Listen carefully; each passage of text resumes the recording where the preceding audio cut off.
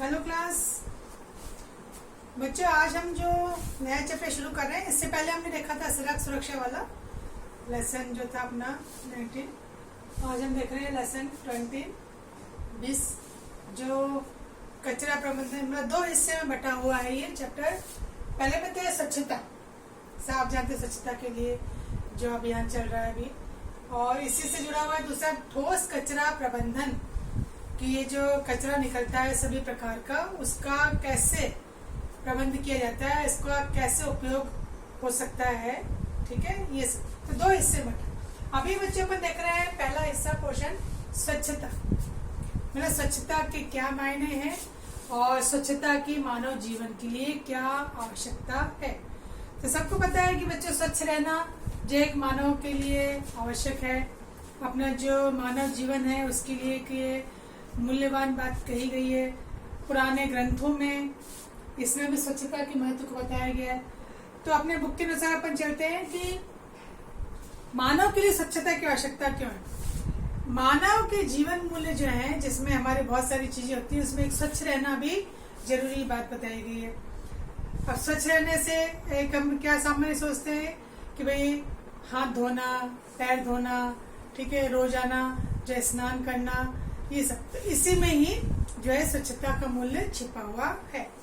अपने भारतीय दर्शन, जो अपनी संस्कृति है, दर्शन है, उसमें शरीर को भी, आत्मा को भी, मन को भी, बुद्धि को भी, पर्यावरण को भी शुद्ध रखना मानव स्वच्छता में आता है। मानव जीवन का महत्वपूर्ण कार्य बताया गया।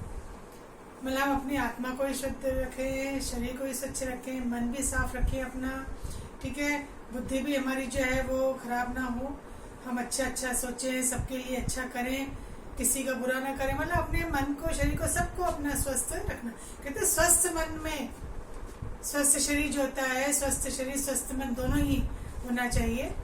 तो इससे क्या होता है, व्यक्ति का जो विकास होता है, उन्नति होती है।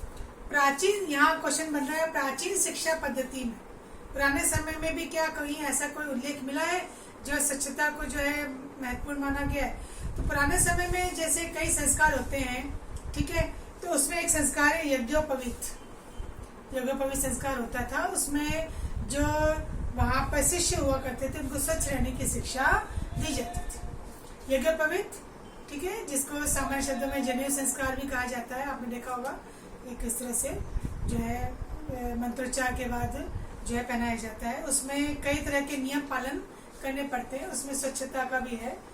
तो ये प्राचीन समय से ही इसका चलन जो है कहीं ना कहीं हम पुराने ग्रंथों में या शिक्षा पद्धति में देखते हैं। अब ये जो जितने भी प्रकार का कचरा है, चाहे वो घरेलू कचरा हो, चाहे कारखाने का हो, चाहे दुकानों का हो, या दूषित जल हो, या कोई अवशिष्ट पदार्थ है, ठीक है, ये सभी, या कृषि का कचरा जो है, ये भी सब किसमें शामिल है, इस कचरे में शामिल है। और इन सबका निस्तारण करना ही, मतलब इन सबको जो हटाना ही क्या कहलाता है, स्वच्छता कहलाती है। अब यो तो हमने अपनी तरफ से बहुत सारी परिभाषाएं दी है, पर वर्ल्ड हेल्थ ऑर्गेनाइजेशन जो है, विश्व स्वास्थ्य संगठन, उसने स्वच्छता की बहुत सारी परिभाषा बताई। मतलब WHO के अनुसार स्वच्छता क्या है। तो पहले तो बच्चों मैं 3 पॉइंट पढ़ूंगी, और 3 के बाद तीसरे के कुछ पॉइंट से वो पढ़ेंगे। पहला है विश्व स्वास्थ्य संगठन ने जो स्वच्छता को परिभाषित किया है कि लोगों को स्वच्छता के लिए, ठीक है, ये जो टॉयलेट्स होते हैं, ये जो गंदा जल होता है, ठीक है, इसको साफ रखना है, स्वयं को स्वच्छ रखने का साधन है जो है, उसके लिए उपाय करने की आवश्यकता है। मतलब हम अपने आप को शुद्ध रखें और अपने आसपास का जो वातावरण उसको भी शुद्ध रखना है, ये स्वच्छता की परिभाषा। दूसरा, स्वच्छता का आशय है उन चीजों से है जो हम करते हैं, उन सुविधाओं से, उन सेवाओं से है, जिससे कि ये जो भी मानव का अवशिष्ट पदार्थ है, पशुओं का जो है, इन सबको सुरक्षित निस्तारण किया जाए। मतलब उसको ऐसे कचरे में ना फेंका जाए, खुले में ना फेंका जाए, उसका निस्तारण किया जाए। आजकल तो इससे खाद भी बनाई जा रही है, उसका उपयोग जो उर्वरक बनाने में जो किया जा रहा है। तो तीसरा पॉइंट है कि स्वच्छता जो है, बहुत सारे व्यवसायी लोग इस बात पे सहमत हैं कि स्वच्छता में निम्न बातें शामिल हैं। तो तीसरे में देखिए कौन कौन सी बातें शामिल है। पहला तो ये मानव अवशिष्ट जो है, इसके अलावा कचरा जो है, इसका संग्रहण करना, इसका भंडारण करना। फिर जैसे आप देखते हैं ना, घर से अपना कचरा लेके जाते हैं, फिर क्या करते हैं उसका कचरा, तो उसका फिर सही प्रकार से निस्तारण करना, मतलब जो रिसाइकिल हो सकती चीजें पुनः बन सकती हैं उनको पुनः बनाना, या किसी का पुनः उपयोग हो सकता है उसका पुनः उपयोग करना, कोई चीज किसी के उपयोग में आ सकती है तो उसको दान दे देना, और बाकी फिर क्या है उससे खाद या अन्य चीजें जो है बनाई जा सकती है। पुनः प्रयोग। फिर दूसरा है ठोस कचरे का पुनः प्रयोग और पुनः चक्रण, जो भी मैंने आपको बताया किन चीजों का हम पुनः प्रयोग कर सकते हैं या इसका पुनः चक्रण मतलब फिर से रिसाइकिल होकर के इसको बनाया जा सकता है। फिर हम जो घरेलू कचरा होता है, घरेलू दूषित जल है उसकी निकासी निस्तारण का, जैसे आपने देखा होगा किचन गार्डन होता है कि जो अच्छा पानी होता है उसको किचन का जो है या उसको साफ करके और जो गार्डन होता है अपने उसमें पानी का उपयोग कर लिया जाता है, तो ताकि उस पानी को भी व्यर्थ न जाने दिया जाए और उससे भी जो है उसका उपयोग फल सब्जियां उगाने के लिए जो हमने क्यारियां बना रखी है उसमें ड्रेनेज सिस्टम जो है पानी उसमें चला जाए, साफ होकर के उसका उपयोग हो जाए।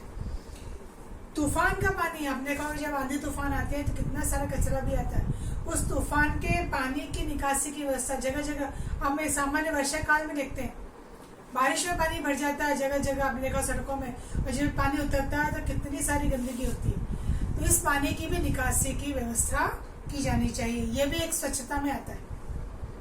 नहीं तो जगह जगह आपने देखा कि कीचड़ गाद जो है जम जाता है तो उसको साफ करना भी आवश्यक है।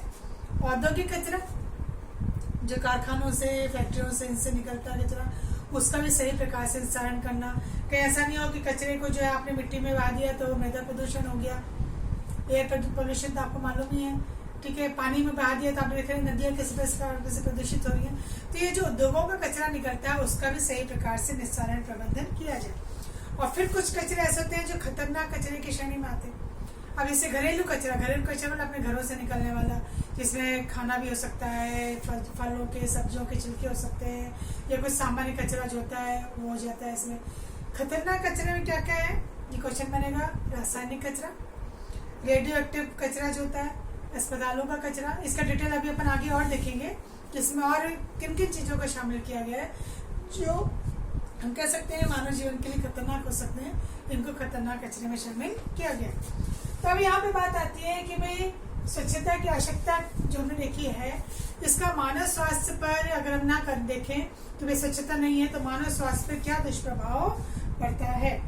तो ये जो मानव स्वास्थ्य है इसको कई प्रकार से प्रदूषित करता है या दुष्प्रभाव करता है। इसमें कैसे, अगर पीने का पानी साफ नहीं है, पीने का पानी दूषित हुआ तो कई तरह की बीमारियां जो है पैदा कर देता है। पीने के पानी में अगर गंदगी है और वही पानी अगर जो है पिया जा रहा है तो कई तरह की बीमारियों को जन्म देगा।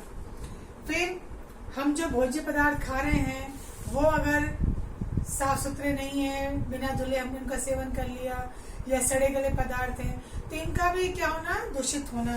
खाद्य श्रृंखला का जैसे फल है, सब्जी है या कोई और चीजें, इनका भी दूषित होना स्वास्थ्य को नुकसान पहुंचा सकता है।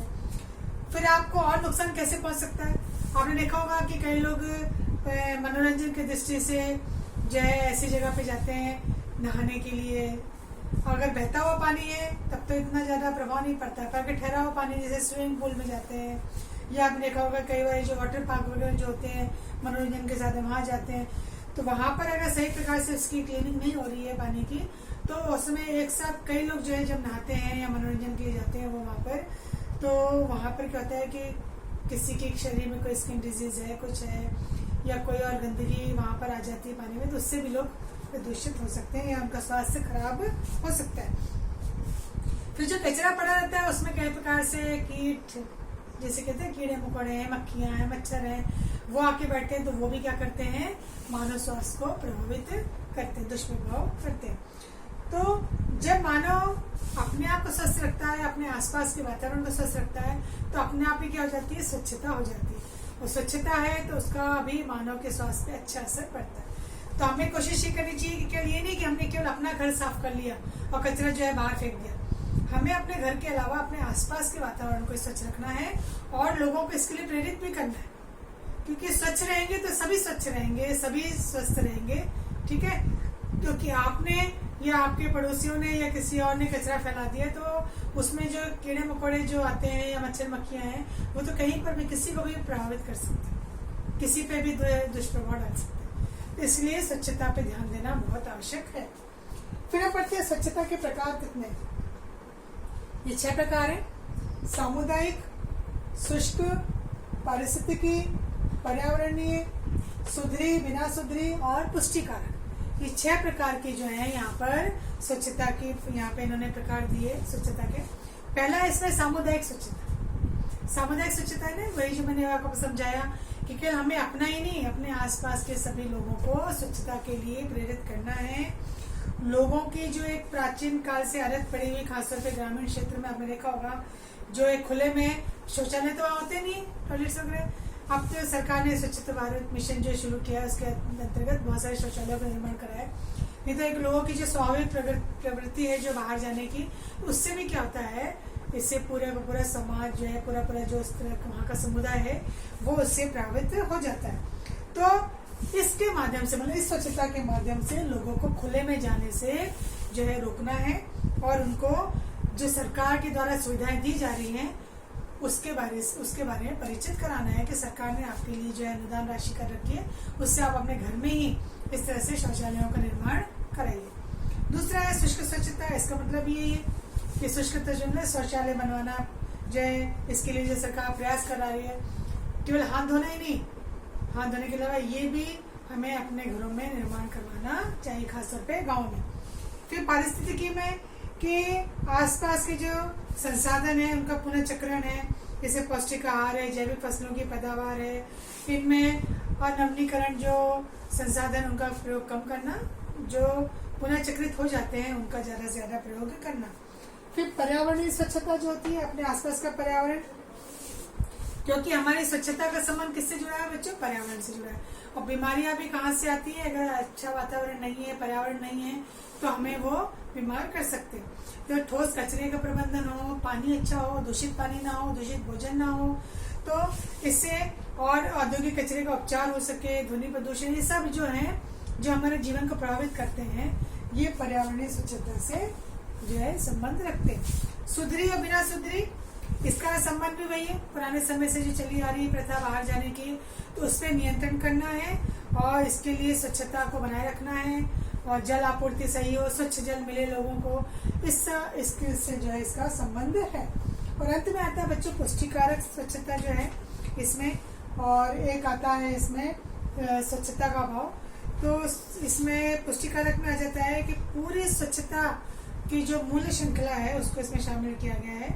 इसमें उपभोक्ता जो है उसका जो भी अपशिष्ट पदार्थ है, दूषित जल का जो परिवहन हो रहा है, उसका उपचार करना, उसका निस्तारण करना, इन सब के तरीके जो है इसमें आ जाते हैं। और एक इसमें आता है स्वच्छता का अभाव, ठीक है।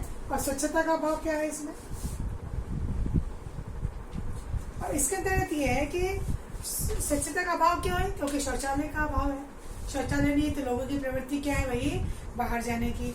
और इससे क्या होता है कि स्वास्थ्य से ये बहुत गंभीर संबंध रखता है। इससे स्वास्थ्य बिगड़ने के बहुत ज्यादा जो है मामले आते हैं। तो हमें कोशिश करनी चाहिए कि इस तरह से सरकार ने इसके लिए एक मिशन चला रखा है, स्वच्छ भारत मिशन, SBM, स्वच्छ भारत मिशन, और जी ग्रामीण, खासतौर पे ग्रामीण क्षेत्रों में, शहरों में भी है। तो इसके लिए क्या किया गया? इसकी शुरुआत अगर अपन देखते हैं, अगर आपको अभी वर्तमान में ध्यान है कि 2 अक्टूबर को गांधी जी की जो 150वीं वर्षगांठ बनाई गई थी, उसमें 2014 में इसका जो उद्घाटन किया गया था। और यहाँ पे जो है शौचालयों का निर्माण कराना, इसके लिए बहुत लाखों रुपए की इसकी जो लागत जो है रखी गई थी, लक्ष्य रखा गया था। और अगर अपन इसको पुराने समय में देखें तो इसकी पृष्ठभूमि देखें तो इसकी शुरुआत बहुत पहले हो चुकी थी। 1999 में एकरबल में ग्रामीण स्वच्छता कार्यक्रम जो था, पूर्ण स्वच्छता, टोटल सैनिटाइजेशन वाला जो है, जो इसका लक्ष्य जो रखा गया था 99 में। फिर 2012 में उस समय जो तत्कालीन प्रधानमंत्री थे मनमोहन सिंह जी, उन्होंने इसका नाम बदल करके, मतलब इसका पुनर्गठन हुआ था एक तरह से, और निर्मल भारत के नाम से इसको नाम दिया गया था, NBA, निर्मल भारत अभियान, ठीक है। और इसका जो बाद में इसको 2014 में इसका फिर से निर्मल भारत जो 2012 में लिखा था, इसी को नया रूप दिया गया स्वच्छ भारत मिशन में। कब? 2014। ये तो इसमें क्या लक्ष्य रखे गए कि भाई यहाँ पे ये था कि 2000 अब तो लगभग समाप्त हो गया, और अब नया मिशन भी इसका शुरू हो गया है कि 2 अक्टूबर 2019 तक खुले में जो शौच जा रहे हैं लोग, उसको उससे दूर करना है भारत को, खुले में शौच मुक्त भारत बनाना है और घरों घरों में शौचालयों की स्थापना करनी, जिसके लिए सरकार ने अनुदान भी दिया था। और इसके अंतर्गत जो है फिर इसका उपयोग भी किया जाना है, इससे खाद बनाई जानी है, उर्वरकों का इस्तेमाल जो किया जाना है। तो 11 करोड़ 11 लाख शौचालयों की जो है निर्माण करना है, जिसके लिए लागत आएगी 1,34,000 करोड़ रुपए, हजारों करोड़ों रुपए में लागत है जो है। फिर इसका दूसरा चरण भी जो है अभी चलाया गया है 2024-25 तक, इसके लिए भी कई योजनाएं जो है वो बनाई जा रही है। तो ये स्वच्छता प्रबंधन जो है वो इसको किया गया। यहाँ पे बच्चों में एक बात करते हैं, स्वच्छता प्रबंधन के मापदंड क्या है। मतलब मापदंड से तात्पर्य ये है कि हम इसको एक सिंपल रूप में देखें कि मान लीजिए आपने कोई होटल देखा, तो होटल में क्या क्या सफाई होनी चाहिए। बाहर से तो आपको अच्छा दिख रहा है वो साफ सुथरा, पर वास्तव में जहाँ पे निर्माण हो रहा है, खाना जहाँ बन रहा है, वहाँ पर क्या क्या स्वच्छता होनी चाहिए। तो ऐसे ही सभी निकायों से जुड़ा हुआ, चाहे वो होटल हो, चाहे कोई वो उद्योग हो, फैक्ट्री हो, ठीक है, कोई ऑफिस हो, तो उसमें क्या क्या मान्यताएं वहाँ पर उनको होनी चाहिए, क्या क्या मापदंड होने चाहिए, क्या क्या नॉर्म्स उनके होने चाहिए। तो इसमें देखिए दिया गया है कि एक तो रोशनदान होने चाहिए, जल निकासी की अच्छी व्यवस्था होनी चाहिए, फिर प्रदूषण के अगर स्रोत आसपास हैं, जैसे मान लीजिए आपने कहीं देखा कि कोई होटल है और उसके पास में ही बिल्कुल सारे शहर का कचरा आकर के गिरता है वहाँ और वहीं पे होटल खुला हुआ है, तो ये तो सीधे सीधे खिलवाड़ है स्वास्थ्य से। तो जो प्रदूषण के जो स्रोत है इनसे दूरी बना के रखनी चाहिए। और इसमें चाहे वो कहीं आपने देखा होगा जानवर इकट्ठे होते हैं, वहाँ बैठते हैं, वहीं पर आपने कोई खाने पीने की चीज़ देखी है बिक रही है, तो ये सब चीज़ों से क्या होनी चाहिए, दूरी होनी चाहिए। खराब जो स्मेल आ रही है, हानिकारक गैस अगर है, वहाँ पे कोई कारखाना है, तेज गंध वहाँ अगर आ रही है, या बहुत ज़्यादा धुआं निकल रहा है, भाप की निकासी हो रही है, जिससे आसपास कोई कॉलोनी में नुकसान पहुँच रहा है, तो ये नहीं होना चाहिए। तो अच्छा रोशनदान हो, निकासी की व्यवस्था हो। फिर जहाँ पे कार्य हो रहा है वहाँ गंदगी दूर होनी चाहिए, वहाँ गंदगी से दूर रखना चाहिए। दीवारें, फर्श सब साफ सुथरी जो है वो होनी चाहिए।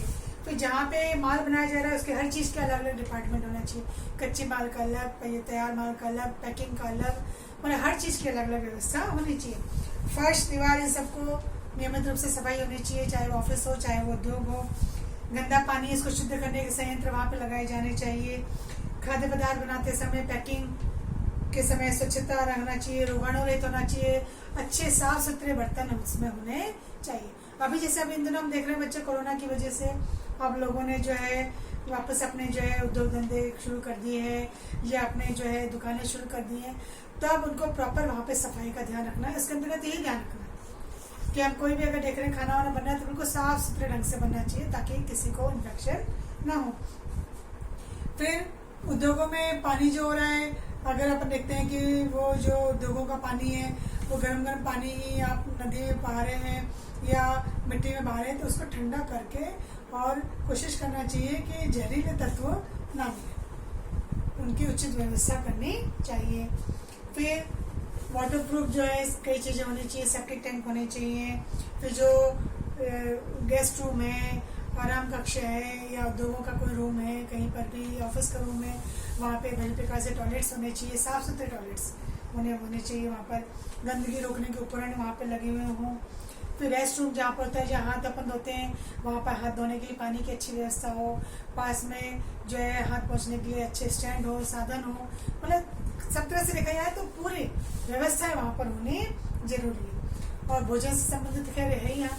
इसके अलावा जो उद्योग जो होते हैं, जो फैक्ट्रियाँ होती हैं, उनके वहाँ पर जो है ऐसी व्यवस्था होनी चाहिए कि कीड़े मकोड़े ना आए, चूहे ना आए, क्योंकि जाली वाली लगी हुई हों, नहीं तो क्या होते हैं वो भी आकर के खाद्य पदार्थ को क्या कर देते हैं, नुकसान पहुंचा देते हैं। तो ये सब मापदंड हैं जो अलग अलग जगह अलग अलग होने चाहिए।